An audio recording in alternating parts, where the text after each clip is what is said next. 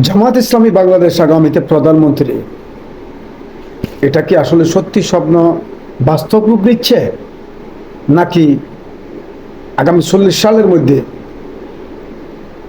জামাত ইসলামী সরকার গঠন করছে? আসলে বিষয়টা ভিন্ন। বর্তমান রাষ্ট্রের যেই দুর্যোগ মোকাবেলা বন্যা পরিস্থিতির মধ্যে ডক্টর ফখরুল ইসলাম আলমগীর, মির্জা ফখরুল ইসলাম আলমগীর চাচ্ছেন নির্বাচন, বিএনপি নির্বাচন চাচ্ছে, বিপি নূর এবং ছাত্র সংসদ জামাত ইসলাম কিন্তু নির্বাচন চাচ্ছে না। জামাতেরা সামাজিক মিটিং মিছিল অঙ্গ সংগঠন সব কিছুতেই তারা এখন বিচলনভাবে কাজ করে যাচ্ছে, কিন্তু বিএনপিকে তারা মিছিল করার দিয়েছে।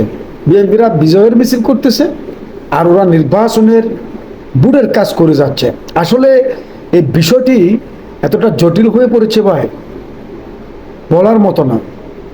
হ্যাঁ, ঠিক আছে, জামাত কিন্তু ভোট ব্যাংক নেই গ্রামে গঞ্জে তৃণমূল পর্যায়ে, কিন্তু এমন কিছু রাজনৈতিক কৌশল রয়েছে যেগুলো ভোট ব্যাংক ছাড়াও মানুষ প্রধানমন্ত্রী পর্যন্ত পৌঁছে যেতে পারে।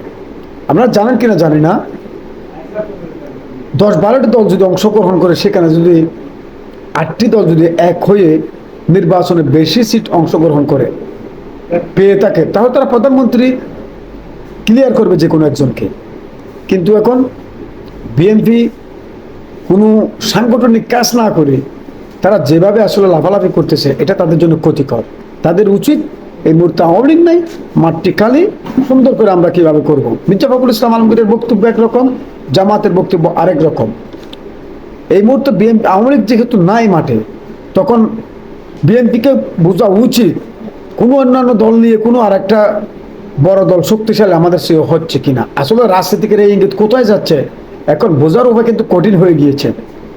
যেহেতু বিএনপি দ্রুত নির্বাচন চাচ্ছে, ডক্টর সহ যারা রয়েছে তারা দ্রুত নির্বাচন চাচ্ছে না, কিন্তু এখানে একটি দল গঠিত হবে।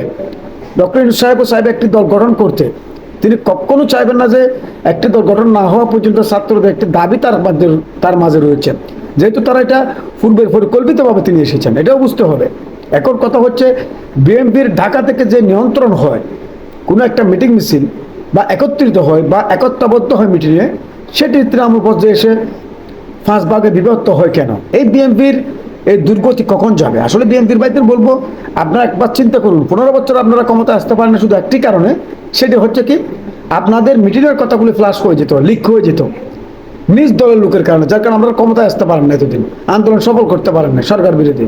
অতএব আপনারা এখনো যেভাবে বিভক্ত গ্রুপিং, এটা কিন্তু আসলে রাজনৈতিকের অংশ হতে পারে না। কারণ হ্যাঁ, করা যায় যদি এটা 5 বছর পরের নির্বাচন হতো, এটা 15 বছর পরের, এখানে গ্রুপিং করার কোনো সুযোগ নেই। গ্রুপিং করলে মনে রাখবেন, আওয়ামী লীগ একটি শক্তিশালী সংগঠন, জামাত একটি শক্তিশালী সংগঠন। আওয়ামী লীগ চলে গেলেও কিন্তু জামাত ইসলামী রয়ে গিয়েছে, তাদের কর্মকাণ্ডগুলো কিন্তু সামাজিকভাবে মানুষের দৃষ্টি আকর্ষণ করছে। অতএব বুঝতে হবে, রাজনৈতিক প্রেক্ষাপটটি আপনারা যদি না বুঝেন কোথায় গিয়ে দাঁড়াচ্ছে। 79 সাল থেকে জামাতের স্বপ্ন, 91 সালেও স্বপ্ন ছিল, এবং 96তে বিএনপির সাথে, জাতীয় পার্টির সাথে, কোন সরকারের সাথে তারা ছিল না?